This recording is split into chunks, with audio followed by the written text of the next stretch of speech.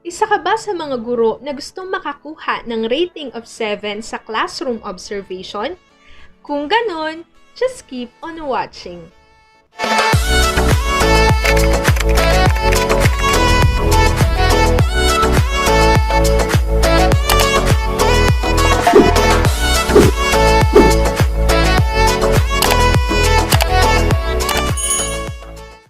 Guys, it's me again, Shayne Mendoza, and for today's video ay pag-uusapan po natin ang rubrics kung paano ka nga ba makakakuha ng rating of 7 sa classroom observation or tinatawag na Classroom Observation Tool, RPMS, for proficient teachers or Teacher 1 to Teacher 3 in the time of the COVID-19 pandemic, school year 2020 to 2021. Disclaimer lamang po, lahat po ng sasabihin ko ay nakasaad sa Appendix 3, DepEd Memorandum, PHROD, number 10, Series of 2021. So, without further ado, let's get started. Nandito po tayo sa Appendix 3 o Classroom Observation Tool RPMS for Proficient Teachers, Teacher 1 to 3 in the time of the COVID-19 pandemic, school year 2020 to 2021. So right here po, nandito yung rubric level summary natin. And as you can see in the left side, meron po tayong level. Okay? Level 3 to 7. Which is ang level 3 po, ito po yung pinakamababang rating na pwedeng makuha ni teacher. At ang 7 po, ang pinakamataas na pwedeng makuha na rating ni teacher. So, isa-isahin po natin. So, sa level 3, ang level label niya po is organizing. At ang level description po nito is the teacher demonstrates a limited range of loosely associated pedagogical aspects of the indicator. Maaring ang nakakuha po na rating na 3 is ito po yung teacher na kailangan po talaga ng improvement when it comes sa teaching. But I believe wala pong makakakuha ng ganitong rating, lalo na po yung mga seasoned teacher na po natin. Next, level 4, developing. The teacher demonstrates a range of associated pedagogical aspects of the indicator that sometimes are aligned with the learner's developmental needs. Next is 5 is applying. The teacher demonstrates a range of associated pedagogical aspects of the indicator that usually are aligned with the learner's developmental needs. Next is 6, consolidating. The teacher uses well-connected pedagogical aspects of the indicator that consistently are aligned with student development and support students to be successful learners. Last naman po is level 7, which is the level label is integrating. So, the teacher uses well-connected pedagogical aspects of the indicator to create an environment that addresses individual and group learning goals. Yung makakakuha na rating na 7 ay ito po talaga yung na-meet po talaga yung hinahanap ng rubric po natin. So, let's move on po. Ito yung kailangang hanapin during our classroom observation. Kung maaalala po natin, we have only 3 indicators po or classroom observable. So, 3 lamang po yung hahanapin natin at ang kauna-unahan po doon ay indicator 1, which is the apply knowledge of content within and across curriculum teaching areas. So, since ang pinag-uusapan lang po natin dito ay paano ka makakakuha na rating na 7, doon lang po tayo sa 7 magpo-focus, hindi ko na po babasahin ito lahat. So, ano po yung sinasabi dito? Paano ka makakakuha ng 7 when it comes sa indicator 1? Sige, i-zoom po natin. So, 7 po, the teacher applies accurate in-depth and broad knowledge of content and pedagogy that creates a conducive learning environment that enables an in-depth and sophisticated understanding of the teaching and learning process to meet individual or group learning needs within and across curriculum teaching areas. So when we say po in-depth knowledge, ayan. So si teacher po ay merong foundational knowledge and finer details within the curriculum teaching area. And when we say naman po broad knowledge, ayan, of content, si teacher po ay may knowledge across curriculum teaching areas. And when we say naman pong knowledge of content and pedagogy, so may integration po of expertise and teaching skill for a particular area, appropriateness of the pedagogy to teaching area. So, ano po ang features of practice nito? Okay? Punta po tayo dito sa baba. So, nakalagay po dito, the teacher applies extensive knowledge of content beyond his or her area of specialization. Next is the teacher motivates learners to investigate the teaching area to expand their knowledge and satisfy their curiosity.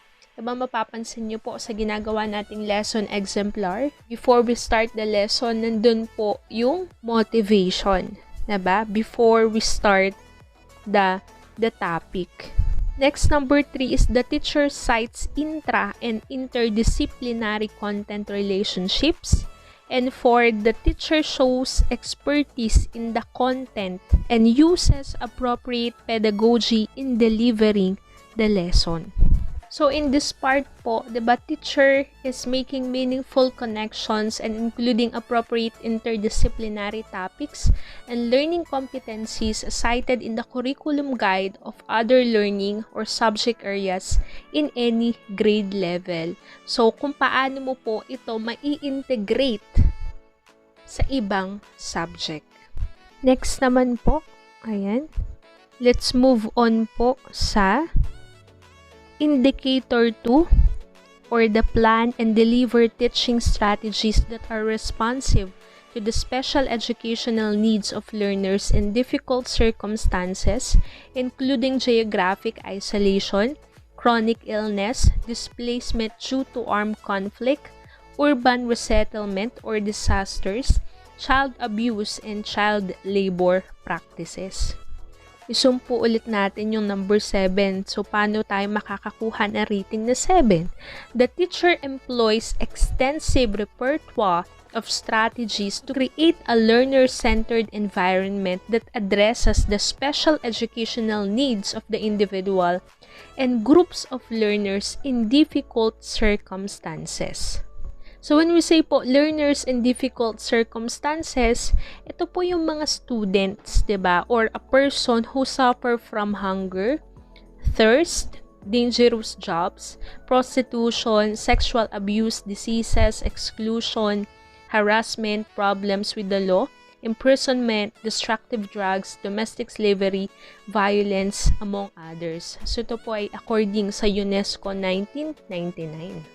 And when we say naman po special educational needs, it is a restriction that makes learning challenging to a person with physical, sensory, mental, social, or learning disability or other conditions. So, as a teacher, paano mo po ito i-deal?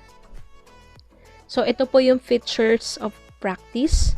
Number 1 is the teacher demonstrates a wide understanding of the educability of individual learners.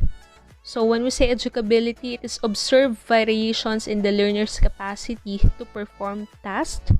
Next is teachers' instructional strategies respond to individual and group of learners' background, thus creating an environment where learners feel equally involved. So, let's say, for example, you have a student, diba, na hindi nakapasok dahil merong COVID. So, as a teacher, ano yung gagawin mo to provide his or her needs? Pwedeng gumawa ka ng learning material na para lamang sa kanya. So, next, doon naman po tayo sa last natin. Ayan.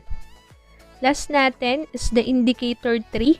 Select, develop, organize, and use appropriate teaching and learning resources, including ICT, to address learning goals.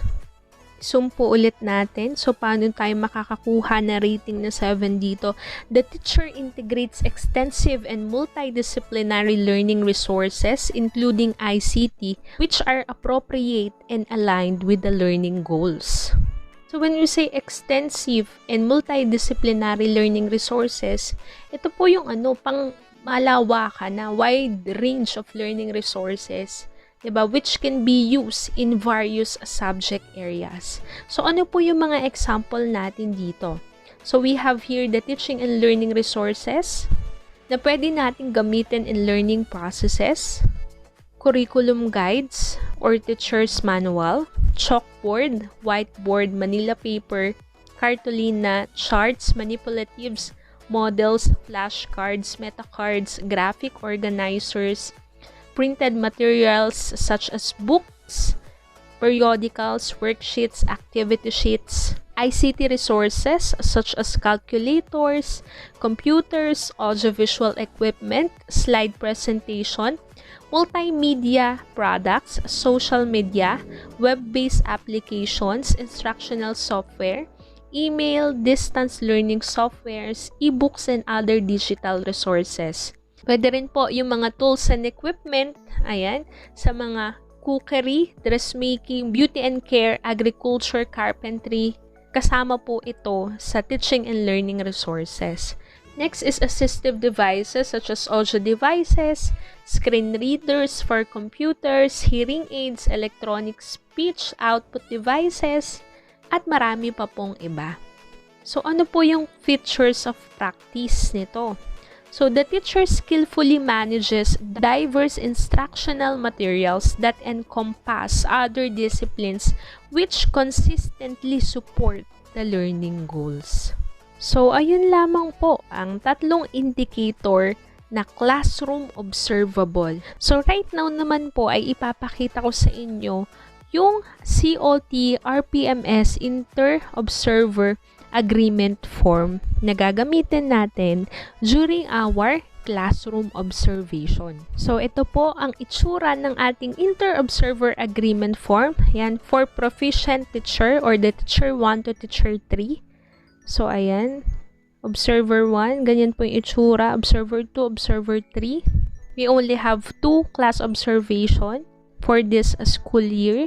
So, makikita nyo dyan, ayan po, 3 lang po yung hinahanap na indicators. Yun po yung diniscuss ko kanina. So, dito po nila ilalagay yung rating na 3 to 7. Kaya, make sure na bago po kayo magpa-observe ay nabasa nyo muna yung rubrics, yung ating Appendix 3 na COT-RPMS. So, nakalagay po dito, note that if the rating gets no or not observed in an indicator, write 3 as the final rating.